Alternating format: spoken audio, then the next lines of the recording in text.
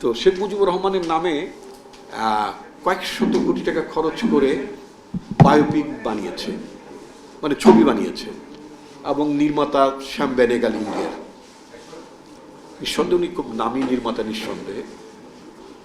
বাংলাদেশের শেখ হাসিনার জন্য দুর্ভাগ্য হচ্ছে তার জীব দেশে তিনি দেখে গিয়েছেন, মানে সরি উনি তো এখনো বেঁচে আছেন, মানে উনি শাসন ক্ষমতা থেকে দেখে গিয়েছেন, সেটা হলো যে ওনার বাবার ছবি দেখতে মানুষ ইন্টারেস্টেড না, ওই ছবি কেউ দেখে না। এরপরে স্কুল কলেজ ছুটি দিয়ে, শিক্ষকদেরকে ছুটি দিয়ে বলেন যে তোমরা আমার বাবার বায়োপিক দেখতে যাও, ফ্রি, মাগনা। আমরা তো, আমি যদি খুব পার্শ্ববর্তী দেশের ভারতের মিস্টার গান্ধীর কথা যদি বলি, ওদের দেশের জাতির পিতা বলেন যা, তো গান্ধী সাহেবের উপর 12-13টা আপনার সিনেমা তৈরি হয়েছে, 12-13টা। তো এর মধ্যে মানুষ, বাংলাদেশের মানুষ থেকে শুরু করে পৃথিবীর অনেক দেশের মানুষ সেগুলো পয়সা দিয়ে দেখেছে।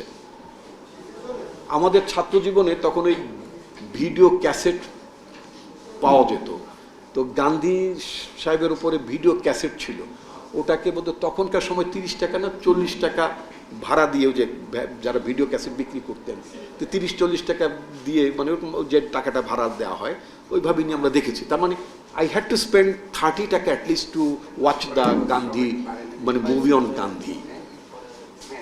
দেখতে হয়েছে তো পয়সা দিয়ে, বিকজ আমার আগ্রহ ছিল, আমাদের অনেকের আগ্রহ ছিল।